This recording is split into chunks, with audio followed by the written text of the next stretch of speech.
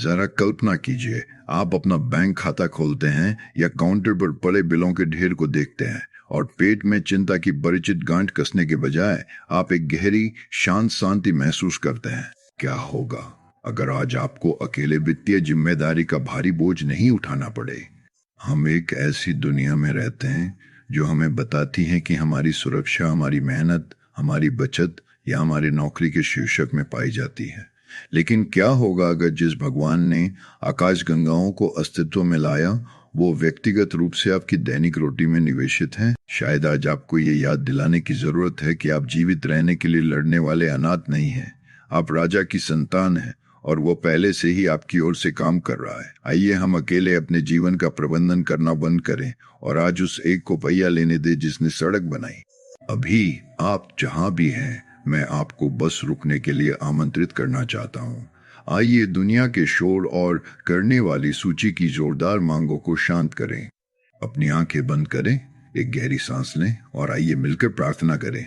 हे स्वर्गीय पिता, मैं इस सुबह आपके पास ठीक वैसा ही आता हूँ जैसा मैं हूँ। मैं फैंसी शब्दों या एक परिपूर्ण रिकॉर्ड के साथ नहीं आ रहा हूँ। मैं एक ईमानदार दिल के साथ आ रहा हूँ जो चिंता करने से थक गया है। हे प्रभु, मैं इतने लंबे समय से सफेद पोरों के साथ अपने वित्त की चालक सीट पर बैठा हूं कि मैं भूल गया हूं कि केवल यात्री बनना कैसा लगता है। मैं हर परिणाम में हेर फेर करने, हर बुरी स्थिति का पूर्वाभ्यास करने और रात में जागकर एक योजना बी खोजने की कोशिश कर रहा हूं।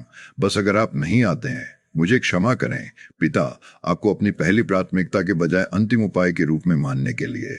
मैं स्वीकार करता हूं कि पैसा तनाव का स्रोत रहा है और क्या क्या मेरी खुशी चुरा रहे हैं, लेकिन आज मैं कुछ अलग कर रहा हूं। मैं अपने हाथ खोल रहा हूं। मैं उस चीज को नियंत्रित करने की आवश्यकता को छोड़ रहा हूं जिसे कभी मेरा नहीं होना था। मैं आपको अपने बैंक खाते, अपने करियर और अपने भविष्य का स्टीयरिंग व्हील सौंप रहा हूं। आप ड्राइव करें हे प्रभु और मैं आपका अनुसरण करूंगा। आपका वचन वो ठोस जमीन है जिस पर मैं आज खड़े होने का विकल्प चुनता हूं। फिलिपियों 4:19 में आपने वादा किया था कि आप मसीह यीशु में अपनी महिमा के धन के अनुसार मेरी सभी जरूरतों को पूरा करेंगे।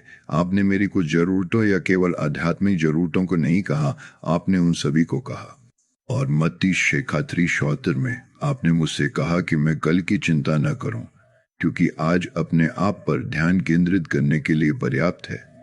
मेरा मानना है कि आप मेरे स्रोत हैं। मेरे स्रोत कोई कंपनी, कोई व्यक्ति या कोई वेतन नहीं है, और क्योंकि आप एक अनंत स्रोत है, इसलिए मेरी आपूर्ति अर्थव्यवस्था या मेरी परिस्थितियों से सीमित नहीं है। आप यहोवा यिरे, वो परमेश्वर हैं जो आगे देखता है और ठीक वही प्रदान करता है जिसकी आवश्यकता होती है, ठीक उसी समय जिसकी आवश्यकता। हे प्रभु, मैं आपसे विनती करता हूं कि आप आज मेरे वित्त पर अपना हाथ रखें।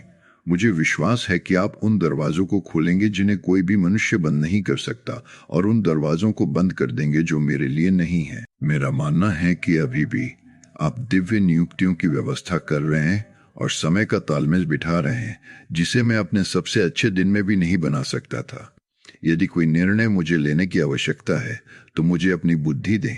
यदि कोई विचार है जिसे आप आय की एक नई धारा बनाने के लिए मेरे दिमाग में रोपना चाहते हैं तो मैं सुन रहा हूं। यदि मुझे अधिक उदार होने की आवश्यकता है तो मुझे दिखाएं कि कहां देना है। मैं अब किसी भी कमी की मानसिकता में जीने से इनकार करता हूं। इसके बजाय मैं हर जगह आपकी भलाई के फिंगरप्रिंट देखने का विकल्प चुनता हूं। मेरे सिर पर छत, मेरी मेज पर भोजन और मेरी सांसों में हवा के लिए धन्यवाद। ये चमत्कार हैं जिन्हें मैं अक्सर अनदेखा कर देता हूं। मैं अभी अपने जीवन पर इन सत्यों की घोषणा करना चाहता हूं और मैं आपको अपने दिल में मेरे साथ कहने के लिए आमंत्रित करता हूं। मेरा मानना है कि परमेश्वर मेरे प्रदाता है और मुझे उस चीज की कमी नहीं होगी जिसकी मुझे वास्तव में आवश्यकता है। मैं घोषणा करता हूं कि मेरा भविष्य सुरक्षित है क्योंकि ये उस व्यक्ति के हाथों में है जो कभी नहीं सोता। मेरा मानना है कि शांत मौसम में भी परमेश्वर मेरे लिए पहाड़ों को हिलाने के लिए पर्दे के पीछे काम कर रहे हैं। मैं घोषणा करता हूं कि मैं सर्वशक्तिमान परमेश्वर का बच्चा हूं और मैं आज उनकी कृपा और अनुग्रह की छत्र छाया में चलता हूं। मैं सभी वित्तीय भय को छोड़ देता हूं और मैं उनकी परिपूर्ण अटूट शांति प्राप्त करता हूं। पिता, इस सुबह मेरे साथ बैठने के लिए धन्यवाद। दूर के भगवान न होने के लिए धन्यवाद, बल्कि एक पिता होने के लिए जो निकट आता है और मेरे जीवन के सबसे छोटे विवरणों की परवाह करता है। मैं आज अपना सिर ऊंचा करके जा रहा हूं, इसलिए नहीं कि मेरे पास सभी उत्तर हैं, बल्कि इसलिए कि मैं उस व्यक्ति को जानता हूं जिसके पास है। आज मेरे ठीक बगल में रहे। हे प्रभु, हर बैठक, हर लेन देन और हर बातचीत में मेरे साथ चलो। मैं तुम्हारा हूं और ये दिन तुम्हारा है। यीशु के शक्तिशाली और वफादार नाम में मैं प्रार्थना करता हूं, आमीन। यदि इस प्रार्थना ने आपको शांति प्रदान की और आज आपके दृष्टिकोण को बदलने में मदद की, तो कृपया इसे किसी ऐसे व्यक्ति के साथ साझा करें जो चिंता से जूझ रहा हो। आप वो कारण हो सकते हैं जिससे किसी और को इस सुबह परमेश्वर का प्रेम। और हर दिन अपने विश्वास में बढ़ते रहने के लिए हमारे चैनल को सब्सक्राइब करना ना भूलें।